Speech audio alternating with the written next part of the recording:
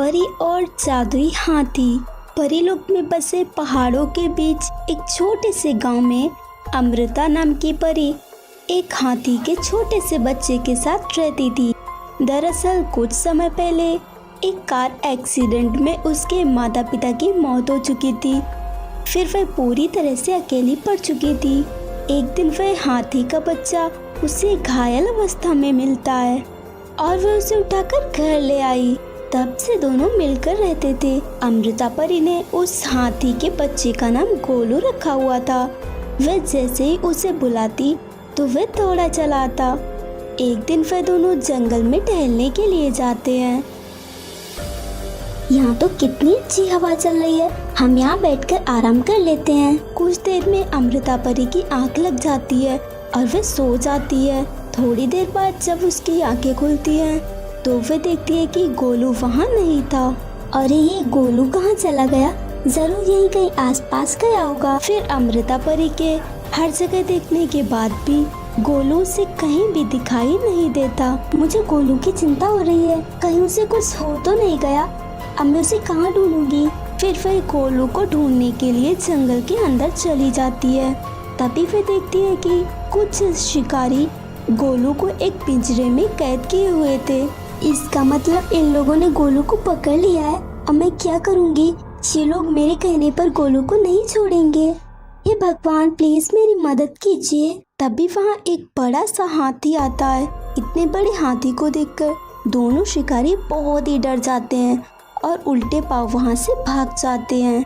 अरे इतना बड़ा हाथी! फिर अमृता परी गोलू के पास जाती है और उसे उस पिंजरे से आजाद करती है। आपका धन्यवाद, आपने गोलू को बचा लिया। कोई बात नहीं, मुझे तो ऐसा महसूस हो रहा है जैसे मैंने अपने बेटे को ही बचाया हो। आपका बेटा वो कहाँ है?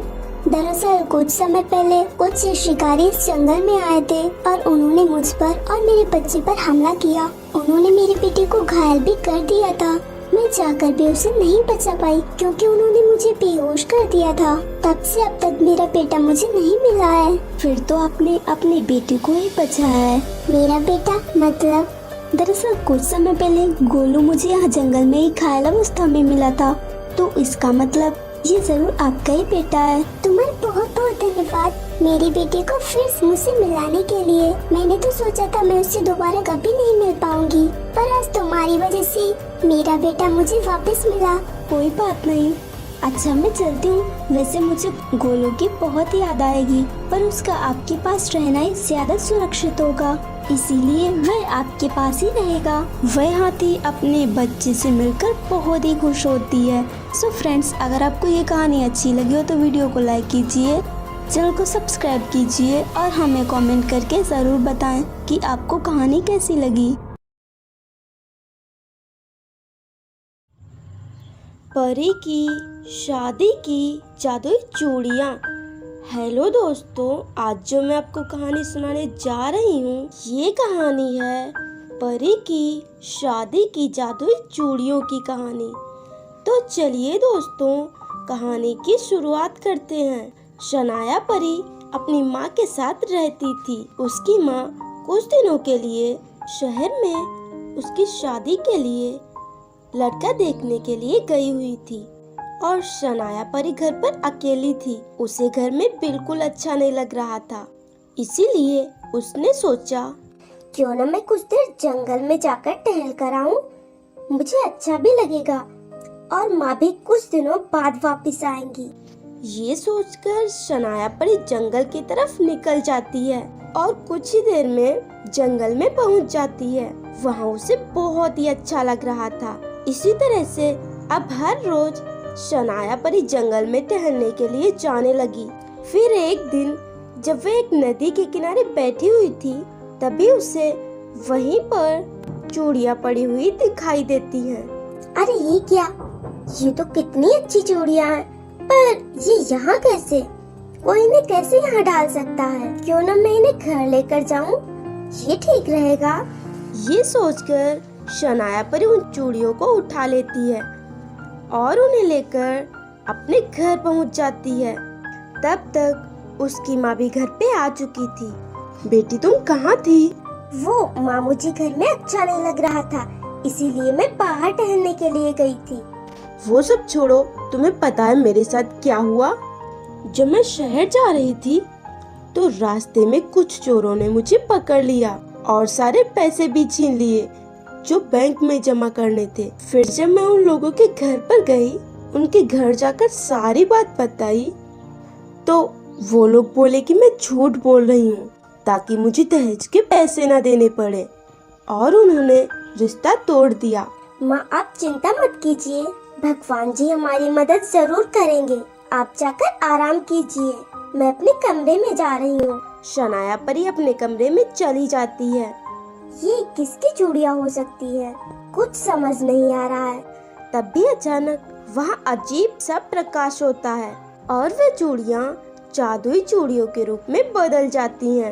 इतना सोचो मत, मैं बताती हूँ कि मैं कौन हूँ। मैं जादुई चूड़ी हूँ और तुम्हारी मदद करने के लिए भगवान जी ने मुझे यहाँ भेजा है। मुझे सब पता है कि तुम्हारी माँ के सारे पैसे चोरों ने छीन लिए हैं। मैं वो सब वापस ला दूंगी और फिर तुम्हारी शादी तय हो जाएगी। क्या सच में ऐसा हो सकता है? हाँ, क्यों नहीं। वे जादुई चूड़ियाँ अपनी जादुई शक्ति से शनाया परी के पैसे वापस ला देती हैं। आपका धन्यवाद मेरी मदद करने के लिए। मुझे तो ये सब एक सपना ही लग रहा है। ये सच है और मुझे अब जाना होगा। ये कहते ही वे जादुई चूड़ियाँ वहाँ से गायब हो जाती हैं। शनाया परी सब कुछ वापस पाकर बहुत ही खुश होती है। अगर आपको ये कहानी अच्छी लगी हो तो वीडियो को लाइक करें और चैनल को सब्सक्राइब भी कर लें।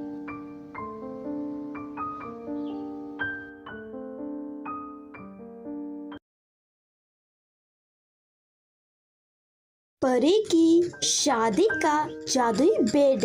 हेलो दोस्तों, आज जो मैं आपको कहानी सुनाने जा रही हूँ, ये कहानी है परी की शादी के जादुई बेड की कहानी।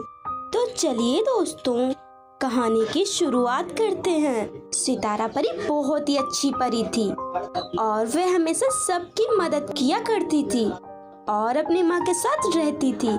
उसकी एक कपड़ों की दुकान थी जिससे वे दोनों अपने घर का खर्चा चलाती थी। फिर कुछ समय के बाद सितारा परी की शादी भी तय हो जाती है।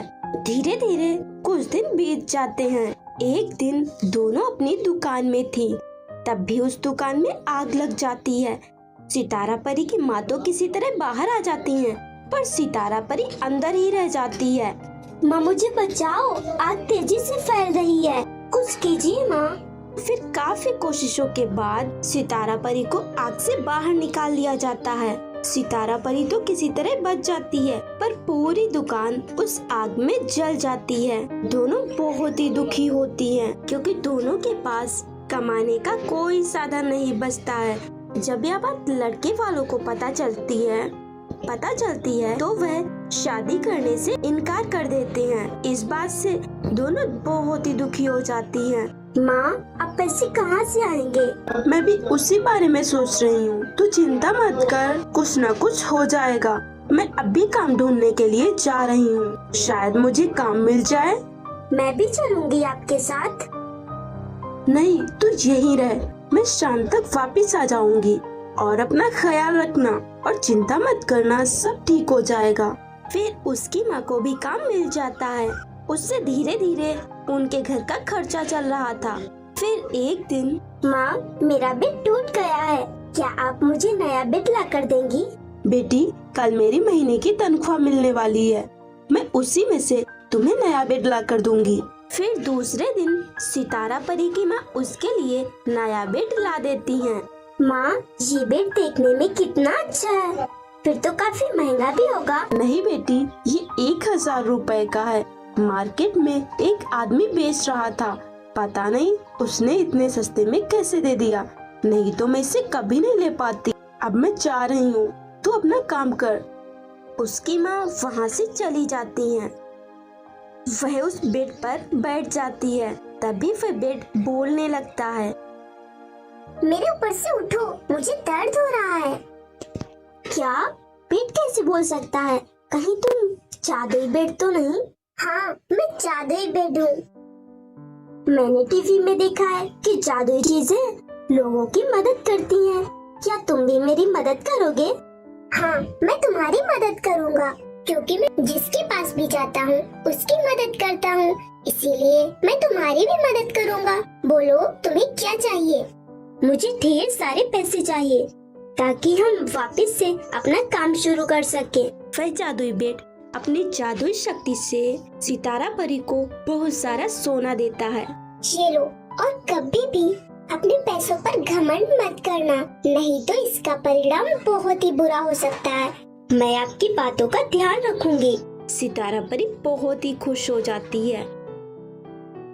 अगर आपको ये कहानी अच्छी लगी हो तो वीडियो को लाइक कीजिए और हमारे चैनल फेरी टेल सास बहू को भी सब्सक्राइब कर लीजिए।